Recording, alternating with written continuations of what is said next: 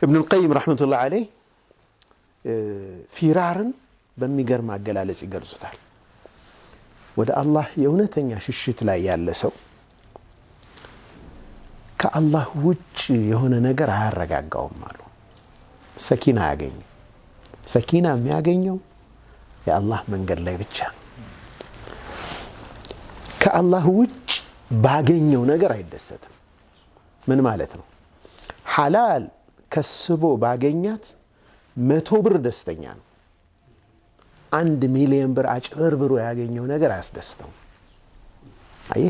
በአላህ መንገድ ያገኛት ነገር ነው የምታስደስተው የሚገርም ነው ለውጡ እኮ ትልቅ ነው አይደል 100 ብርና 1 ሚሊዮን ብር ያ 1 ሚሊዮን በሽታ ይዞብህ ነው የሚመጣው አኺ ሪዝቅ እኮ ብዙ አይነት ነው ብለናል አይደል ሪዝቅ የገንዘብ ሪዝቅ አለ የልጅ ሪዝቅ አለ የጤና ሪዝቅ አለ የፍቅር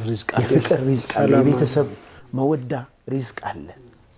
የሰዎች ከሰዎች ጋር ያለ ግንኙነት ሪዝቅ አለ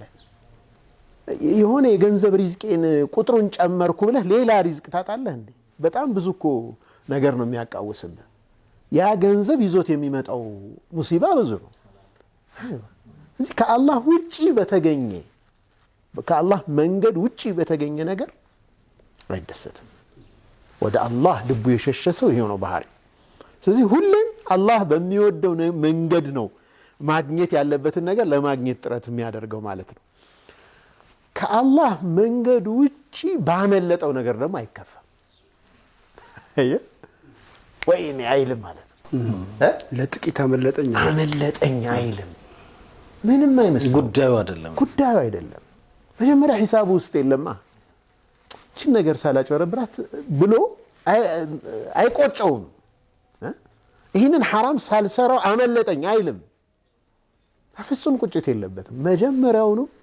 ኢሹ አይደለም ያ ሰው አጀንዳው አይደለም